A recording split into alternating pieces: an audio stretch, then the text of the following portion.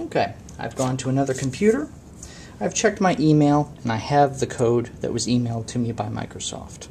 So I'm going to enter that code right now.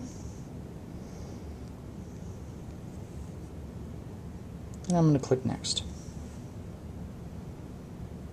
It says, please wait.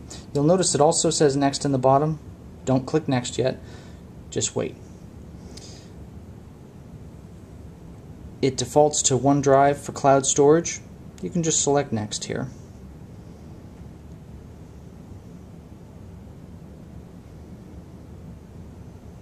And it's easiest when you set this PC up with another PC that you can access your email at. Particularly when you set up the Microsoft account, it just makes things a little bit simpler. Now we know that the device setup is nearing completion because we see an acknowledgement and a notice that it's still setting up. It's installing applications. Default applications for this include all of the accessory applications that would come with a Windows 8 platform PC. It also has a demonstration version of Microsoft Office. You could elect to add a full version of Office if you wanted to. You can go to the Microsoft App Store and you can look at all of the applications that are available. Later in these setup videos we'll cover bookmarking websites and looking at content that's available on the web.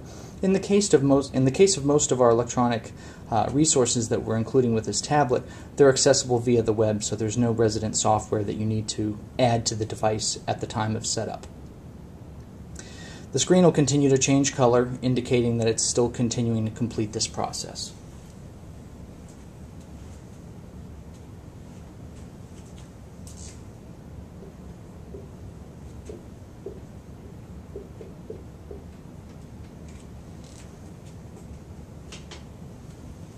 We're nearing completion of the process now. It's just cleaning up the installation.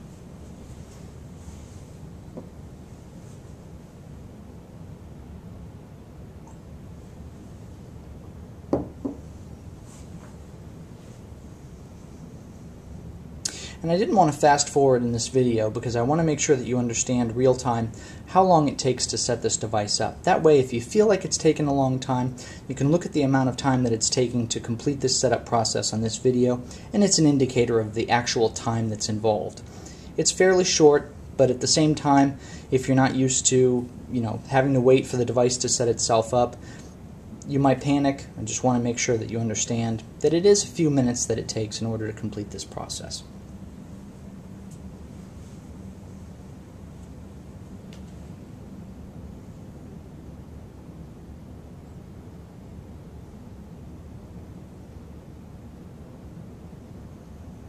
One important thing that you want to note as you complete this process is that you don't want to turn off the PC.